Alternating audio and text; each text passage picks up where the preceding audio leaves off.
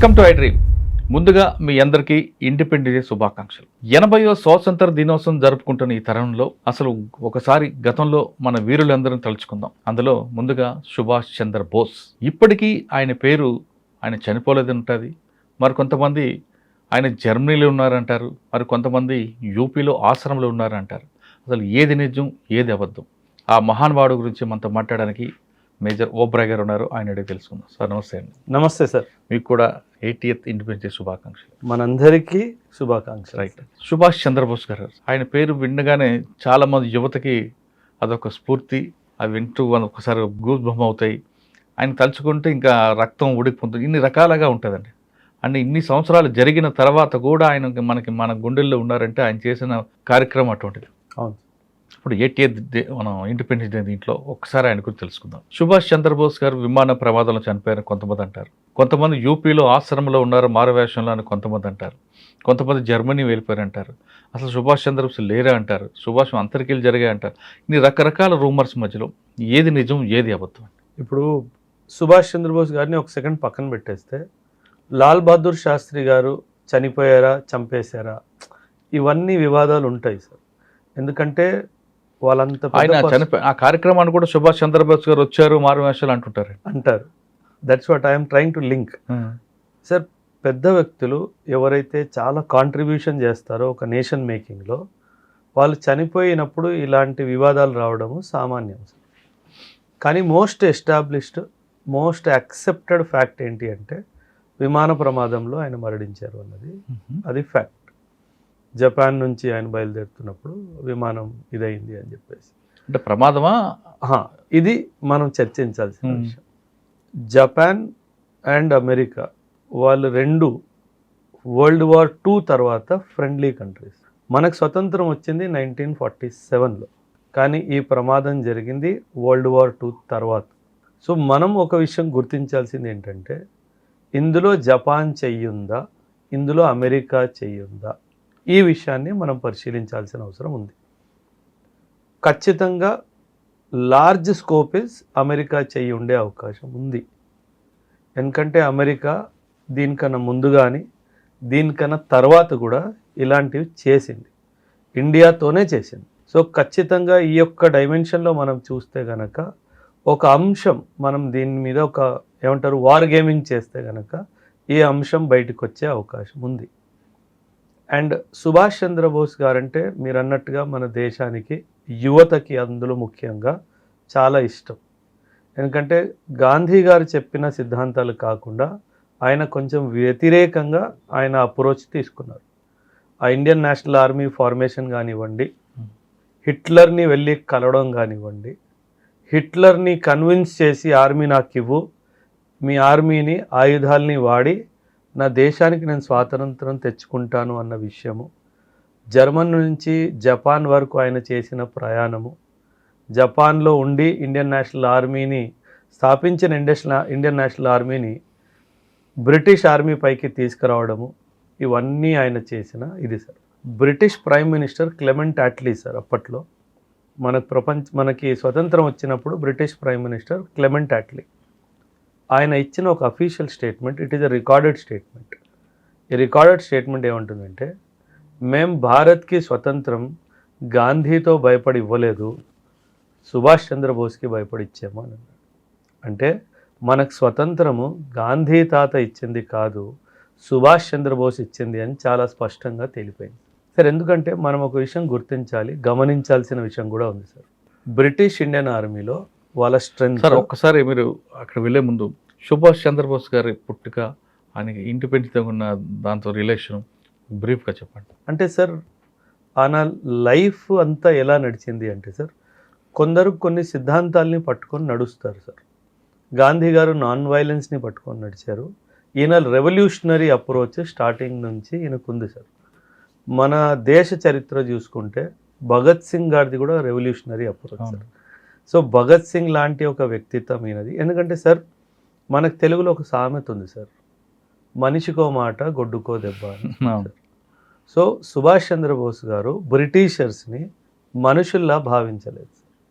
వీళ్ళు గొడ్డులే, వీళ్ళకి కొడితేనే అర్థమవుద్ది అన్న ఉద్దేశంతోనే ఆయన రెవల్యూషనరీ పాత్ అంతా తీసుకోవడం జరిగింది సార్. ఎందుకంటే మనం ఎన్నిసార్లు non cooperation, peaceful agitations, civil disobedience movement ఇవన్నీ చేస్తున్నా సరే మనకి బ్రిటిష్ వాడు దాన్ని గుర్తించలేదు సార్. ఇన్ఫ్యాక్ట్ సెకండ్ వరల్డ్ వార్లో మన ఇండియన్ ట్రూప్స్ని తీసుకెళ్లడం కూడా సుభాష్ చంద్రబోస్ గారికి నచ్చలేదు. ఎందుకంటే మన సోల్జర్స్ని వాడి బ్రిటిష్ వాడు ప్రపంచ యుద్ధాలు గెలుస్తున్నాడు, మనకేం వస్తుంది దాంతో అనేది. సో ఇవన్నీ డైమెన్షన్స్ మనం తీసుకుంటే early phase in the political career నుంచి ఆయన తీసుకున్న పాత్ ఒక రెవల్యూషనరీ పాతే సార్. ఆయన నాన్ వైలెంట్ అప్రోచ్ ఎప్పుడూ తీసుకోలేదు సార్. ఎందుకంటే ఆయన సిద్ధాంతం ఏంటంటే you have to give me blood, I will give you independence. ఆయన చెప్పిన statement sir, you give me blood, I will give you independence. అంటే నువ్వు మరణానికి సిద్ధమైన రోజు నీకు ఇండిపెండెన్స్ వస్తుంది అని ఆయన భావించాడు. గాంధీ గారు ఎగ్జాక్ట్లీ ఆపోజిట్. ఆయన నాన్ వైలెంట్ అప్రోచ్, సత్యాగ్రహం అంతే, సత్యాగ్రహం అంతే సార్. కానీ అంటే గాంధీ గారు రోల్ లేదు అని చెప్పడానికి కూడా లేదు సార్. ఎందుకంటే గాంధీ గారు మన ఫ్రీడమ్ స్ట్రగుల్ని ఒక మాస్ మూమెంట్ లాగా కన్వర్ట్ చేయడంలో ఆయన చాలా కాంట్రిబ్యూషన్ అందులో ఉంది సార్. అది కూడా మనం గుర్తించాలి. కాకపోతే దాంతోనే మనకి స్వాతంత్రం రాలేదు. కాకపోతే సుభాష్ చంద్రబోస్ గారు ఇండియన్ నేషనల్ ఆర్మీ స్థాపించిన తర్వాత, ఐ వాజ్ టెల్లింగ్ యూ కదా, బ్రిటిష్ ఇండియన్ ఆర్మీలో 25 లక్షల మంది సోల్జర్స్ సార్. ఆ 25 లక్షలలో 25,000 మాత్రమే బ్రిటిష్ సోల్జర్స్. అంటే 25,000 మంది 25 లక్షల సోల్జర్స్ని కంట్రోల్ చేశారు, కోట్ల జనాభాని కూడా కంట్రోల్ చేశారు. ఎప్పుడైతే ఆ బ్రిటిష్ ఇండియన్ ఆర్మీలో రివోల్ట్ స్టార్ట్ అయిపోయిందో బ్రిటిషర్కి అర్థమైపోయింది ఇంకా నేను ఈ దేశంలో ఉండలేను. ఇది 1945-46 వరకు వాళ్ళకి అర్థం కాలేదు. అందుకే సరే ఇప్పుడు చరిత్రలో మనం హిస్టరీ బుక్స్ చదువుకున్న తర్వాత కూడాను 1942 క్విట్ ఇండియా మూమెంట్ అని చదువుతాం. 42 తర్వాత 47 దగ్గర ఏ మేజర్ థింగ్ జరగలేదు. సో ఏ మేజర్ జరగకపోయినా 47లోనే ఎందుకు ఇండిపెండెన్స్ వచ్చింది అంటే సార్ వీళ్ళు కంట్రోల్ చేసే ఖడ్గమే ఆర్మీ సార్. ఆ ఆర్మీలోనే ఒక చిల్లు వచ్చేసింది. సో వీళ్ళకి అర్థమైపోయింది ఇంకా మనం ఇండియాని కంట్రోల్ చేయలేము, మనం వెళ్ళిపోతేనే మర్యాదపూర్వకంగా వెళ్ళిపోతాము, లేకపోతే మన శవాలే లేస్తాయనే క్లారిటీ బ్రిటిషర్స్ వరకు వచ్చేసింది. సో అందుకే 1947లో బ్రిటిష్ వాడు పోవడం జరిగింది. సో ఇది మనం ఖచ్చితంగా గమనించాలి. అండ్ ఈ ప్రెషర్ క్రియేట్ చేసింది మరెవరో కాదు, అది సుభాష్ చంద్రబోస్. సో మనం చెప్పనక్కర్లేదు సార్, ఇది బ్రిటిష్ వాడు ఒప్పుకున్నాడు. సో మనం దాన్ని సందేహించాల్సిన అవసరము లేదు, మనకు అధికారం రెండూ లేదు. ఓకే, హిట్లర్తో ఆయనకున్న పరిచయం కలవడం అది వాస్తవం అనేది? అది 100% సార్. జర్మనీలో కూడా రికార్డెడ్ హిస్టరీ ఉంది that yes a man from India called Subhash Chandrabose met Hitler. And Hitler కూడా ఆయన కలిసిన తర్వాత sir, Hitler is a ultra Nationalist person. Hitler కూడా అంటే నా దేశం అన్న వ్యక్తి సార్. వెన్ తను సుభాష్ చంద్రబోస్ని కలిసినప్పుడు ఇలాంటి వాడు ఉంటే ఏ యుద్ధమైనా గెలిచేయచ్చు అని చెప్పేసి హిట్లర్ కనిపించింది. ఇన్ఫ్యాక్ట్ హిట్లర్ సుభాష్ చంద్రబోస్ని అడిగాడు కూడా సార్, నీకు స్వతంత్రం వచ్చిన తర్వాత నా దగ్గరకు వస్తావా అని అడిగితే ఖచ్చితంగా వస్తాను అన్నాడు. అదేంటి, స్వతంత్రం వచ్చిన తర్వాత నువ్వు పరిపాలిస్తాను అని అనుకోవాలి కదా, నువ్వు ఇక్కడికి వచ్చేస్తా అంటున్నావు ఏంటి అని అంటే ఆయన ఒక మాట అంటాడు సార్, సుభాష్ చంద్రబోస్, నేను పరిపాలించాలని చెప్పి పోరాడట్లేదు, నాకు స్వతంత్రం కావాలని చెప్పి పోరాడుతున్నాను, నువ్వు నాకు సహాయం చేయి, నా దేశానికి స్వతంత్రం వచ్చాక తిరిగి నీ దగ్గరికి వచ్చి నీ కాళ్ళ దగ్గర పడుంటానని చెప్పాడు. అంటే వ్యక్తిగతంగా చూడండి, దేశం అంటే ఎంత ప్రేమ, తనకి రాజకీయంలో అసలు ఇంట్రెస్టే లేదు, నా దేశానికి స్వతంత్రం రావాలి, అలాంటి మనస్తత్వం ఉంది, అలాంటి ఆలోచన ఉంది సార్. ఈ రోజు స్వార్థం లేదండి, నిస్వార్థమే కదా సార్. అది దేశం కోసం చనిపోవడానికి సార్. హిట్లర్ని ఎప్పుడు వెళ్ళాడు కలవడానికి? వరల్డ్ వార్ జరుగుతున్నప్పుడు వెళ్ళాడు. వరల్డ్ వార్ జరుగుతుంది ఒకవైపు, హిట్లర్కి వెళ్ళి కలిస్తే ఏమవుద్ది, చంపేయబడతావుగా. అండ్ అక్కడ జర్మనీ నుంచి సీక్రెట్ షిప్లో జపాన్కి వెళ్ళాడు సార్. అంటే యాజ్ ఎ సివిలియన్, అన్ట్రైన్డ్ సివిలియన్గా ఆయన ట్రావెల్ చేయడమే గొప్ప. అండ్ ఇందులో సబ్మరీన్లో పోయాడు సార్. అది చూడండి, ఆ డేరింగ్ చూడండి. అంటే దేశం కోసం ఏ రిస్క్ అయినా తీసుకోవడానికి సిద్ధంగా ఉన్నాడు, దేశం కోసం. ఆయనకి ప్రైమ్ మినిస్టర్ అవ్వాలని కోరిక లేదు, హోమ్ మినిస్టర్ అవ్వాలని కోరిక లేదు, డిఫెన్స్ మినిస్టర్ అవ్వాలని కోరిక లేదు. ఒకే కోరిక, నా దేశానికి స్వతంత్రం కావాలి. నేను పిఎం అవ్వాలని కోరుకున్న వాళ్ళు ఉన్నారు, మనం పేర్లు తీసుకొని వస్తాం. అదే అదే నాకు పిఎంఏ కావాలి, నాకు సీఎంఏ కావాలి, నాకు హోమ్ మినిస్ట్రీయే కావాలి. ఇండిపెండెన్స్ వచ్చిన తర్వాత ఇది అడిగిన వాళ్ళు కూడా ఉన్నారు, మనందరికీ తెలుసు. అవును, చరిత్రలో కనిపిస్తుంటారు. కానీ ఆయన ఎంత నిస్వార్థంగా పనిచేశాడు సార్. అలాంటి వాళ్ళు కదా మన దేశానికి జాతిపిత అవ్వాల్సింది. కానీ ఆయన ఎందుకు అంత విస్మరించింది అంటే సార్, పాలిటిక్స్ మన దేశంలో పాలిటిక్స్ ఎలా నడిచిందంటే సార్, 1947 తర్వాత ఇప్పటి వరకు మనకి ఒక పేరుని ఒక పోస్టర్ కార్డ్ లాగా వాడుకోవడము ఒక ఫ్యామిలీకి అలవాటైపోయింది. గాంధీ ఈ పేరు మనం వాడుకుంటే ఈ దేశాన్ని 100 సంవత్సరాలు, 200 సంవత్సరాలు, 500 సంవత్సరాలు పరిపాలించవచ్చు. సో మనం ఈ పేరు తీసేసుకున్నాం.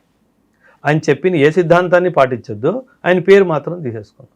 సో దానివల్ల ఈ దేశానికి చాలా నష్టం కూడా జరిగింది సార్. అంటే గాంధీ గారు కూడా పాలిటిక్స్లో ఇంట్రెస్ట్ లేదు సార్. ఆయన కూడా ఒక చరిత్ర ఆయనది వేరు. ఎప్పుడైనా సరే గాంధీ గారి మీద ఒక వీడియో చేద్దాము. పాజిటివ్స్ నెగటివ్స్ రెండు ఉన్నాయి సార్ గాంధీ గారి విషయంలో కూడాను.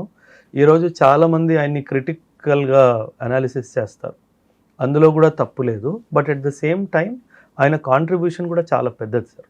ఎందుకంటే మన స్వాతంత్ర పోరాటం ఏదైతే ఉందో సార్, దాన్ని ఒక నాన్ వైలెంట్ ట్రాక్లో తీసుకెళ్లడంలో ఆయన చాలా పెద్ద పాత్ర వహించాడు. అంటే ఈరోజు కూడా మన దేశంలో అంటే ఓర్పు, సహనం అనే ఒక కల్చర్ ఉంది అంటే అది ఆయన ఇచ్చిన మనకి పెట్టుబడి సార్. మీరు చైనా గురించి మాట్లాడితే చైనీస్ రెవల్యూషన్ అంటారు సార్, రష్యా గురించి మాట్లాడితే రష్యన్ రెవల్యూషన్ అంటారు సార్, జపాన్ గురించి మాట్లాడితే జాపనీస్ రెవల్యూషన్ అంటారు, అమెరికా గురించి మాట్లాడితే అమెరికన్ వార్ ఆఫ్ ఇండిపెండెన్స్ అంటారు, వార్ ఆఫ్ ఇండిపెండెన్స్ అంటారు.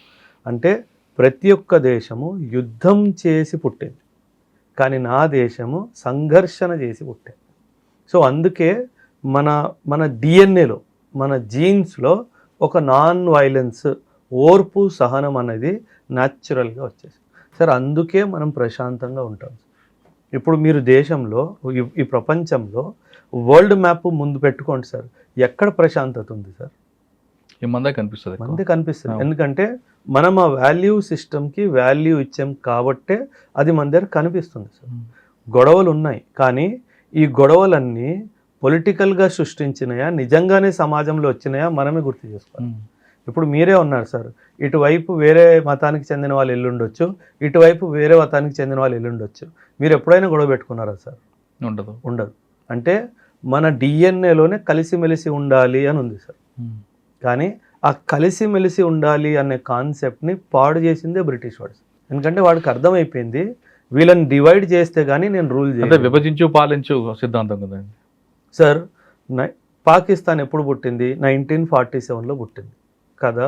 కానీ నన్ను అడిగితే 1905లోనే పుట్టేసింది అంట. ఎప్పుడైతే వీళ్ళు బంగాల్ని 2 ముక్కలు చేశారో ఆ రోజు వీళ్ళు చెప్పేశారు, ఫ్యూచర్లో ఈ దేశాన్ని నేను 2 ముక్కలు చేస్తాను అనేసి. వీళ్ళంతా ట్రయల్ చేస్తారు సార్, టెస్ట్ బెడ్ లాగా వాడుకుంటారు. 1905లో బెంగాల్ని 2 ముక్కలు చేశారు, 1911లో మళ్ళీ కలిపేశారు. 6 సంవత్సరాలు ట్రయల్ చేశారు, ఈ దేశాన్ని 2 ముక్కలు చేస్తే ఏమవుద్ది అనేసి. 1905లో బెంగాల్ని 2 ముక్కలు చేశారు, ముస్లిం లీగ్ 1907లో పుట్టింది. చూడండి ఎంత గేమ్ ప్లాన్ ఆడి వీళ్ళు మన మీద చేస్తే కానీ చేయరు. ఎందుకంటే వీళ్ళకి ఆ బుద్ధే అంతే సార్. అదే సార్, మనం ఒకసారి మళ్ళా బోస్ గారి దగ్గరికి వెళ్దాం. ఇండిపెండెన్స్ వచ్చింది తర్వాత జరిగిన ఏ కార్యక్రమంలో కూడా ఆయనకు అధికారంగా కనబడడం కానీ, మిగతా నాయకులు కనబడినట్లుగా కనబడిపోవడం, కొంతకాలం అజ్ఞాతం వెళ్ళడం, లాల్ బహదూర్ శాస్త్రి గారు చనిపోయినప్పుడు అంత్యక్రియకి వచ్చారని, ఇవన్నీ రూమర్స్ లేదు నిజంగా జరిగిందంటారా? Mostly రూమర్సే sir. ఎందుకంటే ఇదే మారవేషంలో వచ్చారు అంటారు సార్. ఇన్ఫ్యాక్ట్ కొన్ని ఫొటోస్ కూడా ఉన్నాయి సార్. ఆయన ఇటలీలో కనిపించారు, కాన్ఫరెన్స్లో బ్యాక్గ్రౌండ్లో ఆయన లాగా కనిపించే ఒక మనిషి నిల్చొని ఉన్నాడు, అన్ని అబ్జర్వ్ చేస్తూ. యూపీలో ఆశ్రమంలో ఉన్నారు, కొంతమంది యూపీ ఆశ్రమంలో ఉన్నారు అని అంటారు సార్. కొంతమంది చనిపోయినా సరే వాళ్ళు చాలామంది హృదయంలో వాళ్ళు బ్రతుకుంటారు. సో వాళ్ళలాగా కనిపించే మనుషుల్ని కూడా ఆయనే అని అనుకోవడం ఒక డైమెన్షన్. ఆర్ లేదా ప్రభుత్వం ద్వారా కూడాను ఆయన్ని మర్చిపోవద్దు అనే ఉద్దేశంతో ఒక్కొక్కసారి వ్యక్తుల్ని చనిపోవడం అనేది వార్త జీర్ణించుకోలేక ఆ విధంగా అయి ఉండొచ్చు సార్, అయి ఉండొచ్చు. అసలు ప్రమాదమా కాదండి? ఏంటి సార్? జపాన్ ఫ్లైట్ లేదు కదా సార్, 100% అది జరిగింది. Hmm. అండ్ అదే సార్, మళ్ళీ you have to go back to recorded history sir. మనం గాల్లో మాట్లాడడానికి లేదు సార్. అవును. ఏదైతే మన ప్రభుత్వం హిస్టరీ బుక్స్లో రికార్డ్ చేసిందో ఆయన ఇలా మరణించారు, we have to accept that fact. కానీ ఏముందండి ఇందులో? దాని వెనక కారణం ఏంటి? Flight accident.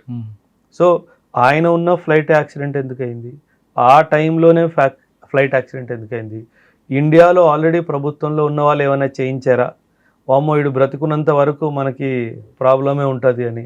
సో చాలా క్వశ్చన్ మార్క్స్ ఉన్నాయి సార్. అంటే యాక్సిడెంట్ అనుకోవాలా, కాన్స్పిరసీ ఉందనుకో? 100% కాన్స్పిరసీ సార్. అది యాక్సిడెంట్ కాదు, 100% కాన్స్పిరసీ. ఎందుకంటే సార్ సాధారణంగా మిలిటరీ ఎయిర్క్రాఫ్ట్స్ని చాలా హై స్టాండర్డ్స్తో మెయింటైన్ చేస్తారు. ఆయన ఎందుకు ఎక్కారండి ఆ రోజు? ఎక్కడికి రావాలని? ట్రావెలింగ్ అంటే సార్, వీళ్ళు ఎక్కడికి వెళ్తున్నారు, ఎప్పుడు వెళ్తున్నారు, ఎవరిని కలవడానికి వెళ్తున్నారు, ఉద్దేశం ఏంటి, ఇదంతా కాన్ఫిడెన్షియల్గా సార్. అంటే because he is not a prime minister of a nation that I'm going to visit Australia, అలా లేదు కదా సార్. అప్పుడు పరిస్థితులు అలా లేవు కాబట్టి డాక్యుమెంటెడ్ హిస్టరీ ఏమీ చెప్పదు దాని గురించి, because it is highly confidential. ఇప్పుడు ప్రశ్న ఏమొస్తుంది, నువ్వు జపాన్ విమానంలో ఏం చేస్తున్నావు అని వస్తుంది. ఇక్కడ బ్రిటిష్ వాళ్ళు ఆయన ఏం డిక్లేర్ చేశారు, అరే బాబు మాకు ఈయన ఇండియాలో ప్రాబ్లం క్రియేట్ చేస్తున్నాడు, ఇండియా నుంచి తప్పించుకుంటూ తిరుగుతున్నాడు అని అంటారు. సో ఆ బ్యాక్గ్రౌండ్లో ఆయన ఇండియా నుంచి తప్పించుకుంటూ తిరుగుతున్నాడు అన్నప్పుడు ఆయన అన్నీ ఏమన్నా ప్రెస్ రిపోర్ట్ ఇస్తాడా, నేను ఇక్కడి నుంచి ఇక్కడికి వెళ్తున్నాను? సో అది ఇవ్వడం జరగదు. సో అది ఆయన ఎక్కడికి వెళ్తున్నాడు, ఏం వెళ్తున్నాడు, అదంతా హైలీ కాన్ఫిడెన్షియల్. ఓకే, మన టాపిక్లో గాంధీ గారి గురించి మాట్లాడారు. అవును సార్. ఇండిపెండెన్స్ డే వేడుకలకి గాంధీ గారు హాజరు కాలేదన్నది వాస్తవా కాదు? 100% సార్. ఆయన యాక్చువల్లీ మన దేశానికి ప్రపంచం స్వతంత్రం వచ్చినప్పుడు ఆయన అక్కడ ఢిల్లీలో కానీ ఇంకెక్కడ లేడు సార్. ఆయన కోల్కతా దగ్గర నోవాఖలీ అని ఒక ప్రాంతం ఉంది సార్. నోవాఖలీలో రాయట్స్ జరుగుతున్నాయి, హిందువులు ముస్లింలు కొట్టుకొని చచ్చిపోతున్నారు. ఆయన అక్కడికి వెళ్ళాడు, ఆ రాయట్స్ని కంట్రోల్ చేయడానికి వెళ్ళాడు. నేను చెప్పాను కదా సార్, గాంధీ గారికి కూడా ఒక positive, one of the biggest positive shades in Gandhi's personality is he never wanted any position for himself. నేను పిఎం అవ్వాలి, నేను ప్రెసిడెంట్ అవ్వాలి, ఆయన ఆలోచన కోరిక ఆయనకి లేవు సార్. సో ఆయనకి ఏంటంటే ఆ హిందూ ముస్లిమ్స్ గొడవలు బాగా ఎక్కువ. కోల్కతాలో చాలామంది నోవాఖలీ రైట్స్ చూసుకుంటే కొన్ని వందల మంది చనిపోయారు సార్. సో ఆయన మన స్వతంత్ర వేడుకలు జరుపుకుంటున్నప్పటికీ ఆయన అక్కడ లేకుండా ఆ యొక్క ప్రాబ్లమ్ని అడ్రస్ చేయాలని చెప్పి అక్కడ ఉన్నాడు sir. So that is the reason why he did not participate in the freedom. Okay, అసలు real history of Indian independence అంటే ఏం చెప్తారండి మీరు? అంటే సార్ ఒకటి నాకు బాధ వేస్తుంది సార్, మన హిస్టరీ బుక్స్ చూసుకుంటే హిందీలో నేను చెప్తాను సార్, దెన్ హిందీలో పాట ఉంటుంది సార్, దే హమే ఆజాద్ బినా ఖడ్గ బినా ఢాల్ సా బర్మతీకే సంత్ తునే కర్ దియా కమాల్ అని. ఏంటి, ఖడ్గం పట్టుకోకుండా మనకి స్వతంత్రం వచ్చింది అని అన్నారు సార్. కానీ అది 100% వాస్తవం కాదు సార్. ఎంతోమంది ప్రాణత్యాగాలు చేశారు సార్. భగత్ సింగ్ లాంటి వాళ్ళు, మన లాలా లాజ్పత్ రాయ్ కానీ, ఇలా ఎంతోమంది వాళ్ళ రక్తాన్ని, వాళ్ళ చెమటని, వాళ్ళ ప్రాణాన్ని ఆరిపోస్తే వచ్చిన స్వతంత్రం మనది. అంటే ఏమీ చేయకుండా, ఎవరు సావకుండా వచ్చింది. ఆ పాట అయితే రాశారో అండ్ ఫుల్ క్రెడిట్ గాంధీ గారికి ఏదైతే ఇచ్చారో దానికి నేను అంగీకరించాను సార్. సో ఇదొక్క రియాలిటీ ఆఫ్ ఇండిపెండెన్స్ మన పిల్లలకి ఎలాగైతే నేర్పించారో అందులో నేను కూడా ఒక విక్టిమ్. నేను కూడా బై ద టైమ్ నాకు 25-30 వచ్చేంత వరకు I also use to believe that only Gandhi is responsible for India's independence. But ఇదంతా చదివిన తర్వాత, నిజాలు ఏంటో అబద్ధాలు ఏంటో తెలుసుకున్న తర్వాత అర్థమైందన్న విషయం ఏంటంటే ఆయన పాత్ర కూడా ఉంది, కానీ ఆయన కన్నా గొప్ప పాత్ర చాలా మంది. అండ్ స్వతంత్రం వచ్చిన తర్వాత సార్ సర్దార్ పటేల్ గారి పాత్ర చాలా పెద్దది సార్. ఆయన్ని కూడా మనం మర్చిపోకూడదు. ఎందుకంటే రావడం ఒక అంతు, అది నిలవడం ఇంకో అంతు సార్. ఆ నిలవడం అంతులో ఖచ్చితంగా సర్దార్ పటేల్ గారు చేసిన త్యాగం కానీ, ఆయన చేసిన పని కానీ అంతా ఇంత కాదు. మనం ఈరోజు హైదరాబాద్లో కూర్చొని ఉన్నాం సార్. సర్దార్ పటేల్ గారు లేకపోతే ఇది ఒక ఇండిపెండెంట్ దేశంలాగైనా ఉండేది, లేదా పాకిస్తాన్లో కలిసిపోయేది. ఆయన లేకపోతే అంటే మన ఇండియా ఐడియా ఉంది కదా సార్, మ్యాప్ ఇండియా అనగానే ఒక మ్యాప్ మీ కళ్ళల్లో వస్తుంది కదా సార్. ఆ మ్యాప్ మీ కళ్ళల్లో రావడానికి కారణమే Sardar Patel. So the idea of India in 20th and 21st century is the giving of Sardar Patel to India. And in fact ఆ కశ్మీర్ విషయంలో కూడా ఆ నెహ్రూ కలవ చేసుకోకపోతే ఈరోజు కశ్మీర్ గొడవే ఉండేది కాదు సార్. అనవసరంగా ఆయన అందులో ఏలు పెట్టాడు, సర్వనాశనం చేశాడు. సర్దార్ పటేల్కి వదిలేసి ఉంటే మాత్రం ఖచ్చితంగా వేరేలాగా జరిగేది సార్. అసలు ఈ అండ్ పాకిస్తాన్ ఆ ధైర్యం కూడా చేసేది కాదు సార్. సుభాష్ చంద్రబోస్ గారి నుంచి ఇప్పుడున్న యువత ఏం నేర్చుకోవాలి? Sacrifice sir. దేశం కోసము ఏదైనా సంసిద్ధంగా ఉండాలి సార్. అండ్ ఇంకో విషయం ఏంటంటే సార్, యూత్ చాలామంది నేను చూస్తుంది ఏంటంటే గవర్నమెంట్లో ఈ లోపం ఉంది, ప్రభుత్వంలో ఈ లోపం ఉంది. అది కాదు సార్, నువ్వేం చేస్తున్నావు అది ఇంపార్టెంట్ సార్. వాళ్ళకి బాధ్యత లేదని కనిపిస్తుంది కొంతమంది. 100% సార్. అంటే మనం ఎప్పుడు కూడా ప్రభుత్వం మీద వేలు చూపించడము, సమాజం మీద వేలు చూపించడము, లేదా నా ఫ్యామిలీ నాకు సపోర్ట్ ఇవ్వలేదు, అవన్నీ కాదు సార్. బ్రిటిష్ వాడు మనల్ని తొక్కి నారదీస్తున్నా సరే మనం వెనక్కడుగు వేయకుండా అక్కడే నిల్చొని పోరాడాం సార్. ఇప్పుడు మన దేశానికి స్వతంత్రం వచ్చింది కదా సార్, ఇప్పుడు పోరాడడానికి మీకు ఎందుకు ప్రాబ్లం వస్తుంది? జీరో నుంచి హీరో అయిన వాళ్ళు ఉన్నారు సార్, హీరో నుంచి జీరో అయిన వాళ్ళు కూడా ఉన్నారు సార్. అంటే మనం ఎంచుకున్న దారి ఏంటి, దాన్ని బట్టి నువ్వు ఇటు నుంచి అటు వెళ్తావా, అటు నుంచి ఇటు వస్తావా అంటే నిర్ధారణ. ఈ గతం మర్చిపోయారు కదండి యువత. ఇప్పుడున్న దీని మీద 100% సార్. దాంట్లోనే ఎక్కువగా ఎక్స్రే పెట్టడం, చూడడం ఇదే అనుకుంటున్నారు తప్ప అసలు ఈ స్టేజ్ మనం ఉన్న కారకులు ఎవరు అనేది మర్చిపోయారు సార్. ఇప్పుడు ఇప్పుడు ఇప్పుడు వచ్చిన బ్లడ్ జనరేషన్ అంతా కూడా ఎలా ఉన్నారంటే ఇప్పుడున్న సమస్యలు ఏంటి వాటిని ఎత్తుపు చూపిద్దాం, వాటి మీద ఫైట్ చేద్దాం ఉన్నారు తప్ప అసలు ఈ స్టేజ్కి మనం తీసుకొచ్చిన వాళ్ళ గురించి అంటే మన అమ్మా నాన్న కూడా మర్చిపోయిన పరిస్థితికి వస్తుంది. అవును సార్. అంటే కొంచెం వెస్ట్రన్ కల్చర్ ఇన్ఫ్లుయెన్స్ ఒక డైమెన్షన్ ఉంది సార్. రెండవ విషయం ఏంటంటే ఎప్పుడైనా గుర్తుపెట్టుకోండి సార్, ఏ దేశం అయితే తన చరిత్ర గురించి వాళ్ళ యువతకి చెప్పదో ఆ నేషన్ ఆ దేశము సర్వనాశనం అయిపోతుంది. జపాన్ ఎగ్జాంపుల్ తీసుకోండి, వియత్నాం ఎగ్జాంపుల్ తీసుకోండి సార్. నేను వియత్నాం విజిట్ చేశాను సార్. రోడ్డు మీద 10 సంవత్సరాల బాలుడు ఆడుకున్నవాడు, వాడిని ఆపి నీ నేషనల్ హీరోస్ ఎవడరా అంటే వాడు టకటక అన్ని పేర్లు చెప్తాడు. మన చేసి చూడండి సార్, మహా అయితే గాంధీ, మహా అయితే బోస్, ఈ పేర్లు తప్పితే ఇంకొందరు తప్పు పేర్లు కూడా తీసుకుంటారు. ఆయన ఏదో అదే మీరు సినిమా హీరో గురించి అడగండి, అన్నీ చెప్తారు సార్. వాడి అలవాట్లు, వాడి ఫేవరెట్ కలర్ ఏంటి, వాడికి ఎన్ని కార్లు ఉన్నాయి, కార్ నంబర్ ప్లేట్ ఏంటి, వాడికి ఎంతమంది భార్యలు ఉన్నారు, ఎంతమంది భార్యలు ఉన్నారు, ఇవన్నీ చెప్తాడు. అంటే అక్కడ దాకా ఎందుకు వెళ్తున్నారు సార్? మనం ఎంతో మంది వీర సైనికులకి పరమవీర చక్ర అవార్డ్స్ ఇచ్చాం సార్. ఒక 5 పేర్లు చెప్పండి. అసలు ఎందుకు ఇస్తారని అడుగుతున్నారండి. దట్ ఈస్ అంటే సిగ్గుతో పరమ వీర చక్రాన్ని ఎందుకు ఇవ్వాలని అదే చెప్తున్నా. సిగ్గుతో చచ్చిపోవాలనిపిస్తుంది ఒకసారి. ఎందుకంటే నీకు ఫ్రీడమ్ ఏంటో మనకి విలువ తెలియదు సార్. ఎందుకంటే మనం పుట్టినప్పుడు దేశం ఫ్రీగా ఉంది కాబట్టి దాని విలువ ఏంటో తెలియదు. మన గ్రాండ్ పేరెంట్స్ని అడిగితే వాళ్ళు చెప్తారు. మన జనరేషన్లో ఏమంటారంటే ఇటువంటి క్వశ్చన్ వేసినప్పుడు వాళ్ళు తీసుకొచ్చారు, సో వాట్, మాకేంటి అంటే సార్ చులకన అయిపోతుంది సార్. ఏదైనా ఇప్పుడు మీ పేరెంట్స్ ఉన్నారు, మా పేరెంట్స్ ఉన్నారు సార్. వీళ్ళు స్కేర్సిటీ చూశారు సార్. స్కేర్సిటీ అంటే అన్నీ తక్కువగా లభించాయి. అందుకే పెద్దవాళ్ళు మీరు చూడండి, ఒక పాత కుర్చీ అయినా పాత టేబుల్ అయినా దాన్ని భద్రతగా ఉంచుకుంటారు. కొత్త కల్చర్ ఏంటి, ఇది పాత పడిపోయింది మార్చేద్దాం అంటే. మేము చూసింది నా జనరేషన్ కానీ నా తర్వాత వచ్చిన జనరేషన్ కానీ వీళ్ళు అబండెన్స్ని చూశారు. చాలా ఎక్కువ శాతం ఏమంటారు దిగుబడిని చూశారు కాబట్టి వాళ్ళు విలువనివ్వరు సార్. అదే పెద్దవాళ్ళని చూసుకుంటే అప్పట్లో చాలా స్కేర్సిటీ ఉండేది కాబట్టి వాళ్ళు ప్రతిదీ జాగ్రత్త, బట్టలతో సహా సామాన్లతో సహా. అటువంటి ఉన్న భావన ఉన్న వాళ్ళకి మీరు ఈ క్వశ్చన్ వేస్తే వాళ్ళకి దొరకలేదు కాబట్టి వాళ్ళు చేయలేదు, నాకు అన్నీ దొరుకుతున్నాయి కాబట్టి నేను ఇలాగే ఉంటా అని అంటున్నారు సార్. ఇప్పుడు ఏమంటారంటే సార్, ఒక స్టేట్మెంట్ ఉంటుంది సార్, పర్యావరణ సంరక్షణ గురించి మనం మాట్లాడితే మనము ఈ పర్యావరణ మనకి హెరిడిటరీగా రాలేదు, అంటే మనకి రాజరికంగా రాలేదు, మనము ఫ్యూచర్ జనరేషన్ నుంచి అప్పు తీసుకున్నది అంటారు. అంటే నువ్వు నీళ్లు పారబోస్తున్నప్పుడు లేదా నువ్వు ఏదైనా ఇంపార్టెంట్ వస్తువు పాడు చేస్తున్నప్పుడు దీని మీద కేవలం నాకే హక్కు ఉందా లేకపోతే రానున్న జనరేషన్ కూడా హక్కు ఉందా అని చెప్పి ఆలోచించాలి. సో అప్పుడు మనకు అర్థమవుతుంది మనం వాళ్ళకి ఎంత అన్యాయం చేస్తున్నాం.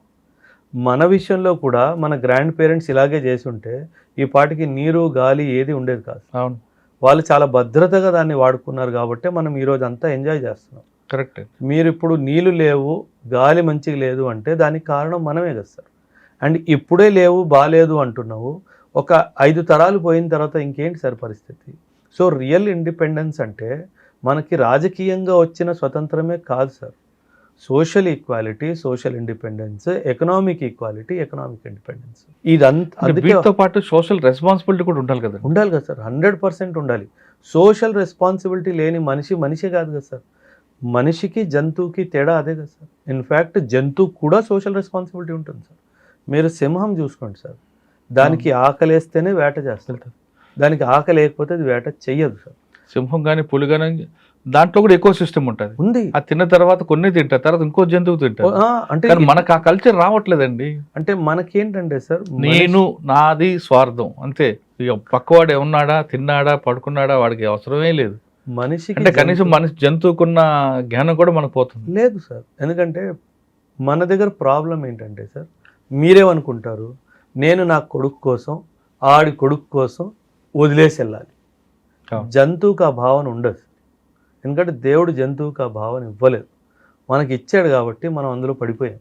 అండ్ ఇన్ఫ్యాక్ట్ మనకు కూడా ఇవ్వలేదు సార్, అది సామాజికంగా మనకు వచ్చేసింది. ఇప్పుడు దేవుడు ఏమంటాడు అంటే, స్పిరిచువాలిటీలో మనం మాట్లాడితే, నేను నీకు జన్మనిచ్చానంటే నీ ఫుడ్ బెడ్ బాధ్యత నాది, నువ్వు నా పేరు స్మరణించి మిగతా నేను చూసుకుంటానంట. అంటే దాని అర్థం ఉద్యోగం సద్యోగం మానేసుకొని చేయడం అనేది కాదు sir. But at the same time having faith in him. మనం ఎంతసేపు 4 రాళ్ళు వెనక్కి వేసుకోవాలి అన్న ఆలోచనలో ఆ గ్రీడ్లో వెళ్ళిపోతున్నాం. సో ఈ గ్రీడ్ ఉన్నంత వరకు మన దేశానికి స్వతంత్రం సార్.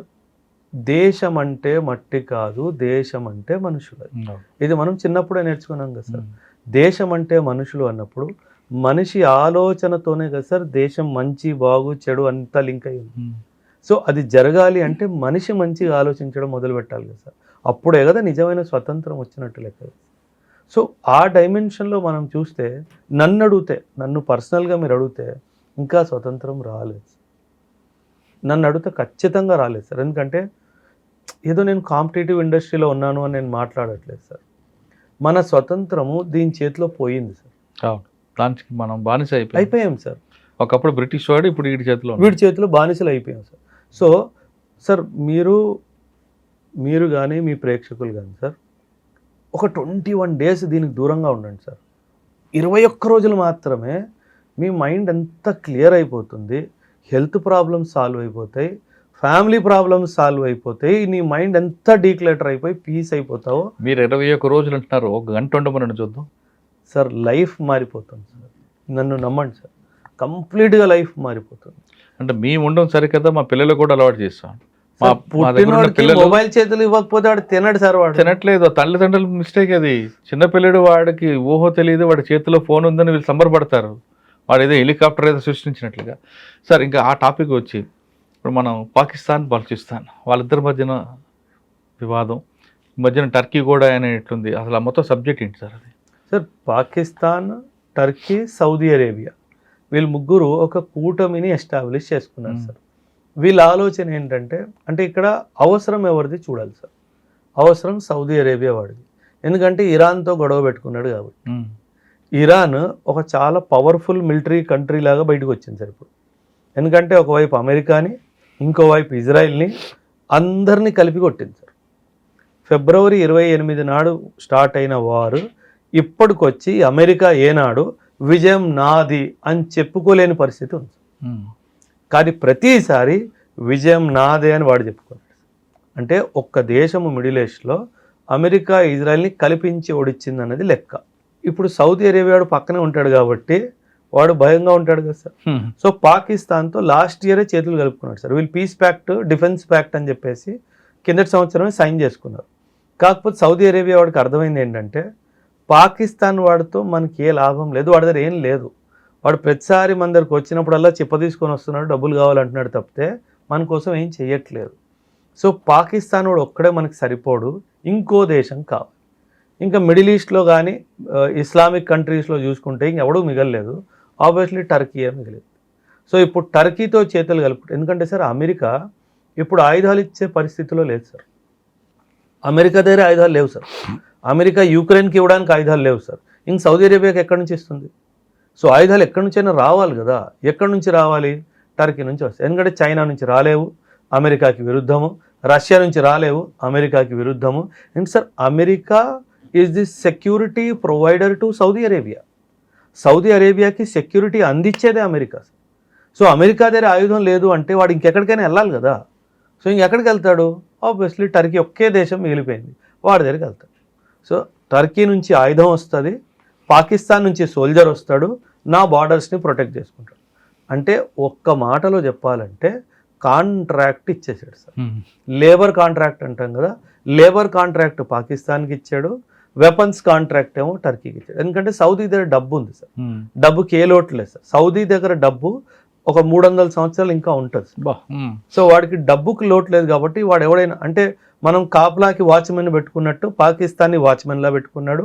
అండ్ ఆ వాచ్మెన్ చేతిలో ఆయుధం ఇవ్వాలి అంటే టర్కీ నుంచి ఆయుధం తెచ్చుకున్నాడు. అంతే జరిగింది సార్ అక్కడ. సో దానితో ఇండియాకి ఏమైనా ముప్పు ఉందా అంటే ఒక అంశంలో చూసుకుంటే నాకు అడిగితే లేదు అని అంటారు. ఎందుకంటే లేదు అంటే ప్రస్తుతానికి లేదా అంటే ఎప్పటికీ ఉంటుందా? ఎప్పుడు అంటే సార్ ఒక మాట గుర్తుపెట్టుకోండి సార్, పాకిస్తాన్తో చేతులు కలుపుకున్న వాడికి తెలుసు పాకిస్తాన్ ఒక ఎదవ దేశం అని చెప్పి. కాకపోతే హిందీలో ఒక సామెత ఉంది సార్, వక్త్ ఆనే పర్ గధే కో భీ బాప్ బనానా పడతా హే. అవసరం వచ్చినప్పుడు గాడిద కూడా వ్యవహారం చేసుకోవాల్సి వస్తుంది. ఆ గాడిదే పాకిస్తాన్ దేశం సార్. ఇప్పుడు అవసరం ఉంది కాబట్టి వాడితో వ్యవహారం ఉంది సార్. కాకపోతే పాకిస్తాన్కి భారత్కి పెద్ద యుద్ధం జరిగినప్పుడు ఎవ్వడు అడ్డు రాడు సార్. అడ్డొచ్చినోడికి తెలుసు మనం ఏం చేస్తామని. అది టర్కీ అవనివ్వండి, సౌదీ అవనివ్వండి, వాళ్ళ అమ్మ నా కొడుకు అవనివ్వండి, ఎవడైనా సరే ఇండియా ఏం చేస్తుందో వాళ్ళందరికీ తెలుసు. కాబట్టి కాకపోతే వాళ్ళకి అవసరం ఉంది కాబట్టి ఇప్పుడు పాకిస్తాన్ని నెత్తినేసుకొని ఊరేగిస్తారు తప్పితే ఇంకేం చేయలేరు సార్. సార్ ఫైనల్గా చెప్పండి, ఇప్పుడున్న యువత అంతా కూడా సుభాష్ చంద్రబోసు, మీరు చెప్తున్న సర్దార్ వల్లభాయ్ పటేల్ పేర్లు విన్నప్పుడు మాత్రం గూస్ బొంబాయి అయిపోయి అంటారు, వాళ్ళ చరిత్ర వినాలంటారు, భగత్ సింగ్ లాగా నేను వెళ్ళాలంటారు, చెగువీర అంటారు, రకరకాలు చెప్తారు. ఆ స్పిరిట్ మంచిదే, కానీ మనం సీన్లోకి వచ్చేసరికి డిఫరెంట్ ప్యాటర్న్లు కనిపిస్తుంది, వ్యవహారంలో వచ్చేసి వేరే కనిపిస్తుంటాయి. ఇప్పుడు ఇటీవల జరిగిన ఢిల్లీలో ఇష్యూ తీసుకున్న జంతర్ మంతర్ ఇష్యూ మంచిదే, అది కాక్రోచ్ పార్టీ చేయడం అంతా కూడా మంచిదే. కానీ వాళ్ళకి కూడా ఒక బాధ్యత ఉండాలి, హక్కులు ఒకటే కాదు అన్నది కనిపిస్తుంది. కొంతమంది పెద్దవాళ్ళు కూడా ఏమంటారంటే సమస్యను గుర్తించావు సంతోషం, దాని పరిష్కారం కూడా వెతికే బాధ్యత కూడా తీసుకోవాలి అంటుంటారు. అవును సార్. ఆ బాధ్యత లేకుండా సమస్య మీదే దాన్నే ప్రజరిస్తామనుకునే వాళ్ళకి మీరు ఇచ్చే సమాధానం ఏంటి సార్? Simple sir. ఇప్పుడు జంతర్ మంతర్లో జరిగింది నిరసన కేవలం ఆ ప్రాబ్లమ్ని అడ్రస్ చేయాలని కాదు, ప్రభుత్వాన్ని దించాలన్న ఆలోచన కూడా ఉంది కదా సార్. అవును. సో అది తప్పు అంటాను నేను.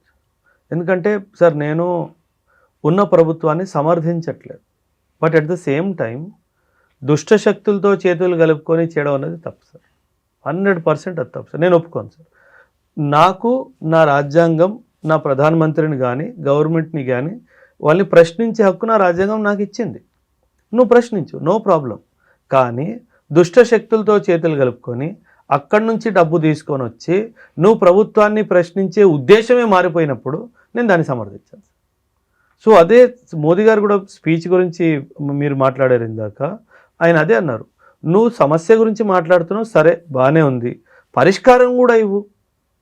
నేను చెప్తాను సార్ పరిష్కారము. ప్రతి ఒక్క ఇంపార్టెంట్ సిటీలో ఆర్మీ ఉంది కదా సార్, ఆర్మీ ఎస్టాబ్లిష్మెంట్ ఉంది. పోనీ మీకు పోలీస్ మీద నమ్మకం లేదు అంటున్నారు, fine, for the discussion sake okay. ప్రతి మేజర్ సిటీలో, ప్రతి మేజర్ టౌన్లో ఒక ఆర్మీ ఎస్టాబ్లిష్మెంట్ ఉంది. ఎప్పుడైతే నీట్ ఎగ్జామ్స్ జరుగుతాయో పేపర్ ఎక్కడైతే ప్రెస్లో ప్రింట్ అవుతుందో స్ట్రైట్గా ఆర్మీ కంటోన్మెంట్కి పంపించు. Let the paper be stacked in the army cantonment. ఏ రోజైతే ఎగ్జామ్ ఉంటుందో ఆ రోజు ఆర్మీ వాడే కాన్వాయ్ తీసుకెళ్తాడు, ఎగ్జామ్ సెంటర్ దగ్గర పేపర్ వెళ్తుంది, ప్రిన్సిపల్ రిసీవ్ చేసుకుంటాడు, ఎగ్జామ్ కండక్ట్ అయ్యేంత వరకు ఆర్మీ వాడు నిల్చొని ఉంటాడు. మోసాలు చేయొచ్చు అండి, చెయ్యాలనుకున్నవాడు ఎక్కడేం లేదు సార్, కుదరదు. ఎందుకంటే ఆర్మీలో కూడా చాలా ఎగ్జామ్స్ జరుగుతాయి సార్, ఆర్మీ వాడు కూడా promotional exams, cadre promotional exams అన్నీ జరుగుతాయి. మా ప్రొసీజర్ ఏంటి తెలుసా సార్, ఏ దేశంలో చివరిలో ఉన్నా సరే ఒక యూనిట్కి ఒక రెజిమెంట్కి రెస్పాన్సిబిలిటీ ఇస్తారు. అప్పుడు ఏం జరుగుతుంది, ఒక ఆఫీసరు కొంతమంది ట్రూప్స్ని తీసుకొని ఆర్మీ హెడ్ క్వార్టర్కి వెళ్తాడు. అక్కడి నుంచి క్వశ్చన్ పేపర్ రిసీవ్ చేసుకుంటాడు, లాక్ చేస్తాడు, వాడి జేబులో తాళం ఉంటుంది. రెజిమెంట్కి వెళ్ళేంత వరకు బాక్స్ ఓపెన్ అవ్వదు. రెజిమెంట్లోకి వెళ్ళిన తర్వాత క్వార్టర్ గార్డ్ అనే ఒక ప్లేస్ ఉంటుంది, చాలా సేఫ్ ప్లేస్. అందులో ఆ బాక్స్ ఉంటుంది. ఎగ్జామ్ రోజు వరకు బాక్స్ని ఎవరు టచ్ చేయడు. ప్రింట్ అయిన కార్డు నుంచి ఎగ్జామ్ రోజు వరకు ఆ బాక్స్ ఓపెనే కాదు, పేపర్ ఎట్ట లీక్ అవుతుంది. You give this responsibility to the army, paper leak అయితే నన్ను పట్టుకోవచ్చు. కానీ ఇక్కడ ప్రశ్న ఏంటంటే, ప్రతి దానికి ఆర్మీని పిలుచుకొని వస్తే మరి సివిల్ అడ్మినిస్ట్రేషన్ చేతగాంతనమే కదా సార్. అవును. అంటే అసలు సివిల్ అడ్మినిస్ట్రేషన్ మీద నమ్మకం లేకుండా పోవడానికి కారణం ఎవరు? సివిల్ అడ్మినిస్ట్రేషనే. సో చైన్, ఈ ప్రాసెస్ చైన్లో సార్ సింపుల్ సార్, ఒకే ఒక్క రూల్ తీసుకురండి. పేపర్ లీక్లో నీ చెయ్యిందని తెలిస్తే ఉరి శిక్ష. ఈ రూల్ తీసుకురా, అప్పుడు చూద్దాం ఎన్ని పేపర్ లీక్ అవుతాయో. అంటే వాళ్ళు చెప్పడం ఏంటంటే, గతంలో రైల్వే యాక్సిడెంట్ జరిగినప్పుడు లాల్ బహదూర్ శాస్త్రి అంటే వాళ్ళు రిజైన్ చేశారు బాధ్యత వహించి.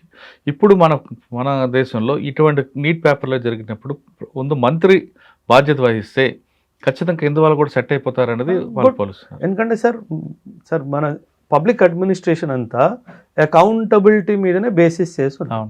కానీ దీనికి ఇంకో దృష్టికోణం ఉంది సార్. ధర్మేంద్ర ప్రధాన్ సార్, ఎంతోమంది ఎడ్యుకేషన్ మినిస్టర్లు వచ్చారు కదా సార్ మన దేశంలో. ధర్మేంద్ర ప్రధాన్ గారే ఒక చట్టం తీసుకొచ్చారు సార్ లాస్ట్ టైం. నీ వల్ల ఒక ఇండివిజువల్ వల్ల కానివ్వండి, ఒక సంస్థ వల్ల పేపర్ లీక్ అయిందంటే ఆ ఎగ్జామ్ కండక్ట్ చేయడానికి వచ్చిన ఖర్చంతా ఆ ఇండివిజువల్ కానీ సంస్థ కానీ భరిస్తాడు. దాంతోపాటు పెనాల్టీ ఇన్ని కోట్లు ఉంటుంది, దాంతోపాటు జైలు శిక్ష కూడా ఉంటుంది. ఈ చట్టం ఎవడని తీసుకొచ్చాడా సార్? అంటే నీకు మంచి చట్టం తీసుకొచ్చేవాడిని దింపేలా దాకా నువ్వు ఆగలేదు. అంటే సింపుల్ సార్ మ్యాటర్, నీకు మంచి చట్టాలు వద్దు, ఏదో పని రేపు నేను కూడా చేస్తాను, సో నేను జైలుకి వెళ్ళిపోతే ఎట్లా, నాకు ఉరిశిక్ష పడిపోతే ఎట్లా, అందుకని చెప్పేసి నిరసన జరిగింది. ఈ నిరసన జరగడానికి కేవలం కారణం ధర్మేంద్ర ప్రధాన్ గారిని దింపడం ఒక్కటే కాదు సార్. దీనికి సంబంధించి స్ట్రిక్ట్ లాస్ రావద్దు, ఎందుకంటే ఫ్యూచర్లో మేము చేస్తాము. ఇది గతంలో కూడా జరిగింది సార్. సార్ కొన్ని ఇప్పుడున్న ప్రభుత్వం కానీ కొన్ని రాష్ట్ర ప్రభుత్వాలు కూడా కొన్ని నిర్ణయాలు తీసుకున్నప్పుడు